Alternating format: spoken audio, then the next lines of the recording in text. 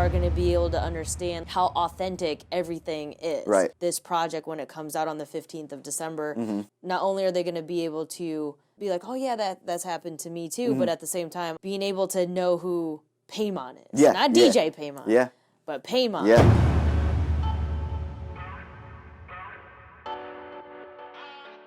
What's up, guys? It's DJ K Young, and today I'm sitting down with DJ Paimon to talk about his new project, Soul De Selene.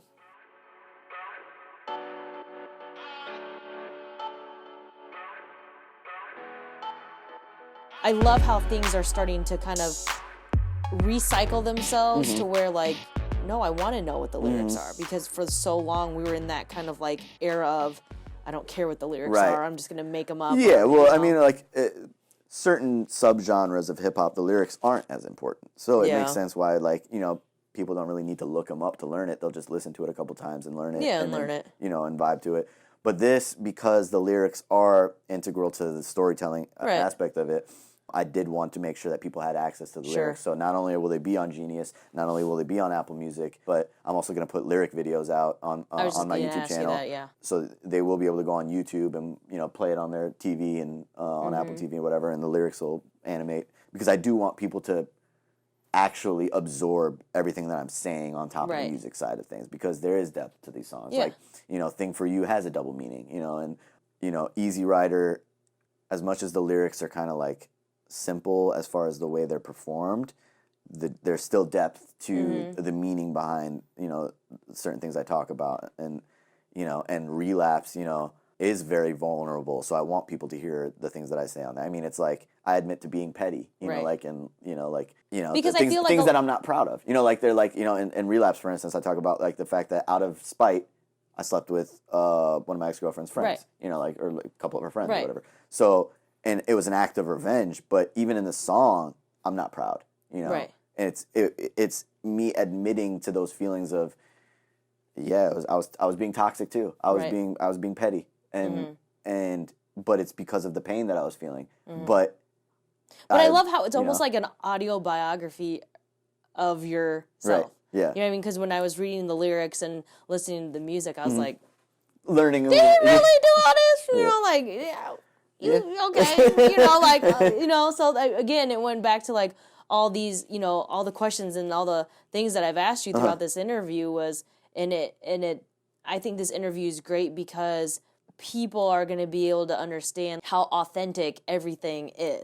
And that's going to be what's so cool about this project when it comes out on the 15th of December, is that not only are they going to be able to kind of like, you know, be like, oh yeah, that's happened to me too, but at the same time, being able to know who Paimon is. Not DJ Paimon.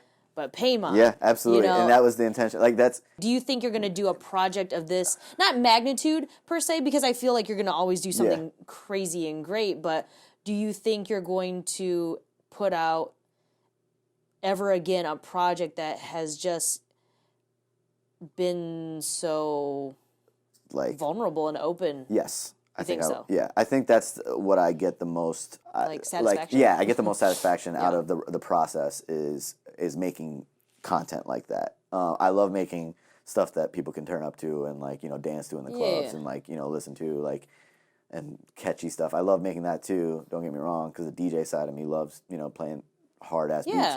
But the stuff that, like, is therapeutic is actually, I feel like I'm accomplishing something this type of stuff. Yeah, I feel like people can actually connect with me on, and, you know, the thing that I feel like I'll actually get loyal fans from, actual, like, people that will feel like they know me, you know, like that type of fans. That's what I want. And so, yeah, definitely going forward, if and when I do make some other projects where it's me writing and performing on them, it'll definitely be personal material like this, where it's introspective and, you know, stuff like that, because that's just naturally the type of music that I enjoy making the most. And it's also some of the music that I enjoy listening to the most. You know, like, my favorite artists all have projects where they're introspective and they're, you know, emotions and moods in them that I relate to and things like that. Well, I think, like, a lot of things that we've talked about in past interviews and stuff is the fact that, like, as DJs, we're always, like, having to be having to listen to the turn up, the club, the that's what we're almost forced to listen to. So it's kind of cool because I kind of just thought like that I was the only person who did this as a DJ because like when I'm in the car, I'm listening to usually silence or talk radio. Same. Or, podcasts. Yeah, exactly. Podcasts. Joe Rogan, that's a big one that I listen to. But then like when I do listen to music, it's not funny, but I guess I feel like a sense of like, oh, great, you do the same thing. Yeah. Like, you're not listening to turn up music. No, you're listening to like a completely opposite like sound. Yeah. And then you've created that opposite sound for this project, which is great because that's the stuff that I'm listening, like the stuff that when I came up here today, it was not turn up music. Right. I was listening to some like off the wall, like you'd probably be like, what are you like? What is this? Like, and why are you listening to this? People would be and surprised. Why do you like it? Yeah, people would be surprised at the music that I grew up listening to. Yeah. And like the music that I choose to listen to, like on my own sometimes, like it's like very different than the music that I play out at the club. Yeah. Even though I still have an appreciation for the music that I play at the club, of course. Like I try to find appreciation for all styles and genres. Because, at the end of the day, there's a time and a place for every type of song.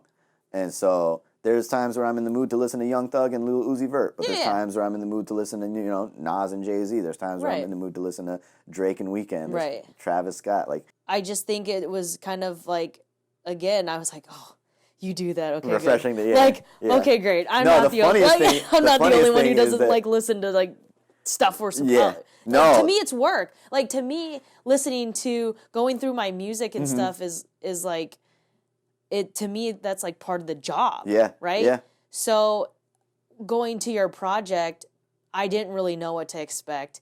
And so it was kind of like again, it was satisfying to know like, oh, Paimon's not on 100 at all times. Like, I really believe he is. Because in my mind, I'm like, Paimon is raging out right now, and it's only 4 p.m. He's bobbing his head. He is outworking me. He's got his glow sticks out in his apartment, and he's just raging, I have the neon lights. Right. But that's like how I'm like perceiving like DJs, and the more I talk, and I guess like the more I talk to DJs and stuff, I'm like, oh, you are sensitive as hell. Like, you are this and you're funny, that. And it's funny you mentioned, there'll be times where I get off work after DJing, and then, I'll give a friend a ride home, and then I'll have absolutely no music on. Oh, and no, be like, I don't want to hear it. And they'll be like, turn some music on, DJ. I'll be like, this is my quiet time. Yes. This is holy crap. I do the same thing. I don't want to hear a single song right now. My ears hurt. Yeah, ears are ringing. Yes. Like, I just want peace and quiet. Yes. Even you're being too loud right now and too much. Please take it down to a level 4. You're at a 7. Yeah, no, like I completely appreciate quietness too. Amazing. Like, when you're in the in the line of work we are, it's just like sometimes quiet is the best sound. Is the balance. Hear. Yeah. Silence is the best sound to hear. But I mean, I think it's great that we're able to see the other side of who we all publicly we see DJ Paimon. Yeah. And I think this project is great to see that DJ Paimon is actually a human because it's humanized. This project humanized you to me. Yeah. Like, and I mean, I've known you for years. Right. You know what I mean? We've had super in-depth conversations, whether they're public or private. I've gotten to see you DJ, things like that. And so for me, it was like, for you to open up yourself for the project and to allow people who know Paimon, DJ Paimon as, the club killer DJ, I think this is amazing project. Thank you. First of all, amazing project. So, and congratulations to all of its success. That's not even it's not even released to the public. But I think I mean it's great, and I wish you all the best with it. And I thank you. Yeah, I really just want people to like you said.